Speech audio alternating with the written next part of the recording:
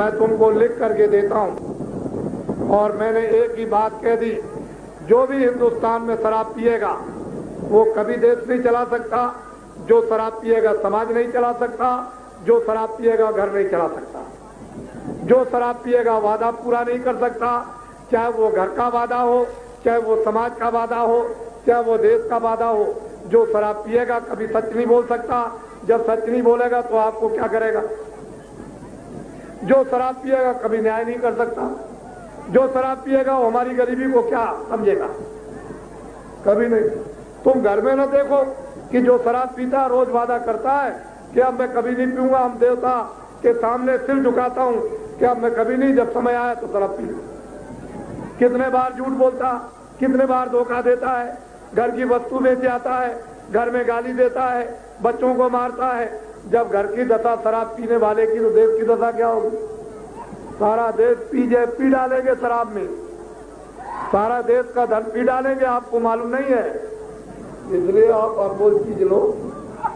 ये तो मैं सब आपको समय पर वो डंडे पड़ेंगे, ऐसी महंगाई आएगी।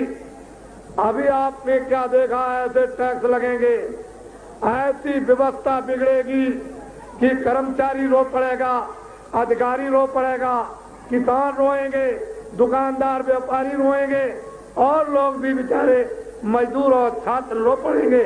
उस समय पर महात्मा याद आएंगे और तुम लोग ऐसा दौड़ोगे महात्माओं की तरफ में कि वो जंगल में भी डेरा डाल देंगे, तो घरों के कामकाज बंद करके वो जंगल में दौड़ोगे। वो तो हमने आपको इस 48 दिन की यात्रा में दिखा दिया, लोगों को बोध करा दिया कि जंगल में पड़ाव डालता हूं, कितनी जनता आती है। आखिर कोई बात तो जरूर है। तो अनमोल चीज लीजिए, दिन में खेती, दुकान, दफ्तर का काम, शाम को बच्चों की सेवा।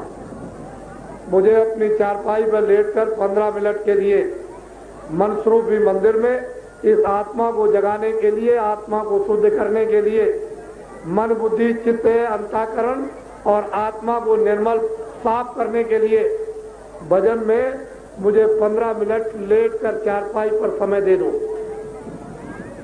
मैं आपको अनमोल चीज जो पैसों से, रुपए से, सोना चांदी और हीरों से नहीं मिलेगी, वो आपको देने जा रहा हूं। ये आप दुनिया की तमाम संपत्ति को दान में दे दो तो आपको नहीं मिलेगी, जब उसकी दया और कृपा हो जाएगी तो मिलेगी। बिना उसकी कृपा के नहीं। तुम आज अपना भाग सराओ और प्रारब्ध को आज सबसे ऊंचा समझो कि मेरी ऐसी शुभ घड़ी पुण्य कर्म की आकर के जुड़ गई कि मुझे ये अनमोल आत्माओं का खजाना, अनमोल आत्माओं का भंडार ये आज ये मिलने जा रहा है। उसका सीधा रास्ता है, उसका सीधा नाम है, उसका सीधा भेद है, उसका सीधा दरवाजा है। न 12 बरस के बच्चे को कोई दुख और न बच्ची को कोई दुख, स्त्री पुरुष सभी कर सकते हैं। बहुत सीधा और आसान।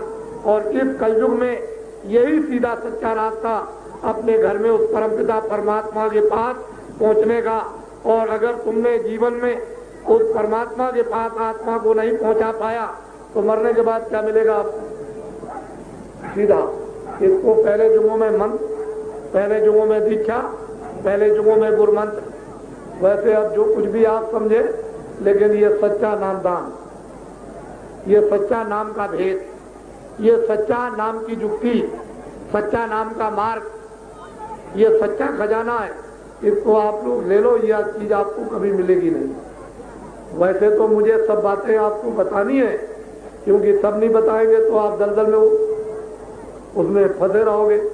तो जब सब बातें बता देंगे तो किनारे आ जाओगे, और जब किनारे आओगे तो मैं असली चीज आपको दे दूंगा। तो बैठ के आपको आनंद मिल जाएगा, आपको शक्ति मिलेगी, आपको ज्ञान मिलेगा, उससे आपका कल्याण हो जाएगा, लोग भी बन जाएगा, परलोक भी बन जाएगा। इधर भी ठीक हो जाएगा, उधर आत्मा का कल्याण होगा तो मुक्ति और मोक्ष भी मिल जाएगी, तुम चले जाओगे अमर लोकों में। इसलिए इस वस्तु को ले लो, ये सच्चा अपने प्रभु का ये भेद है। मनस्वरूपी मंदिर में